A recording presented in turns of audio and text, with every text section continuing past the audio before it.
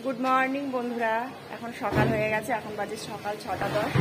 কালকে তোমাদের সাথে আর কোনো ভিডিও আমি করতে পারিনি শেয়ার, কারণ হচ্ছে সবাই মিলে গল্প করছিলাম, তারপর খাওয়া দাওয়া করে একটু শুয়ে পড়েছিলাম, আর সবাই ছড়িয়ে ছিটেছিলাম, তো সবাইকে যেন দেখাতেও পারতাম না, তাই ভাবলাম একবারে আসি হোটেলে, তারপর তোমাদের।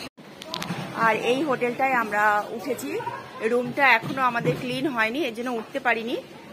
আগে যাই রুমে, তারপর তোমাদের দেখাবো, রুমটাও শেয়ার করে দেবো যে কোন রুমে আমরা আছি।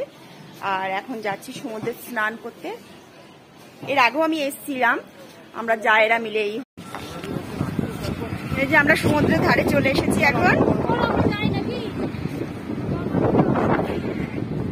ভীষণ হাওয়া, তোমাদের দেখায়, দাঁড়াও।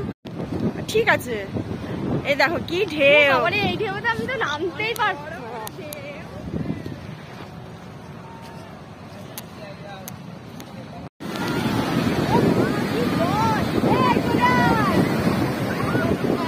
আমার মেয়ে চটি চলে গেছে জলে, দাঁড়িয়েছিল।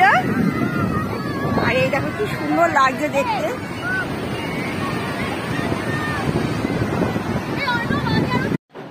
আমরা এখন যাচ্ছি পুজো দিতে।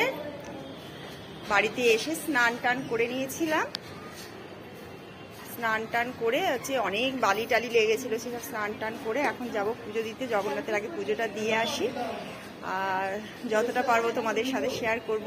কারণ আমরা এখন টোটো ধরে নিয়েছি, এখন মন্দিরের উদ্দেশ্যে যাচ্ছি।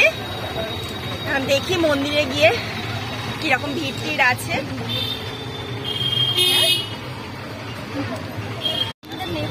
আর হচ্ছে এই যে আমার আর একটা মেয়ে, এরাও যাচ্ছে। এই যে আমার বান্ধবী, আর এই যে আমার মেয়ে। দাঁড়া না, কাছ থেকে দেখাচ্ছি।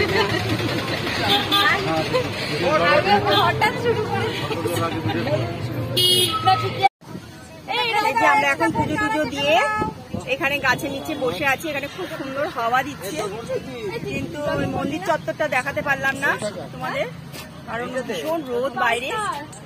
আর হচ্ছে ভেতরে তো মোবাইল নিতেও দেবে না, তাও তোমাদের সামনেটা।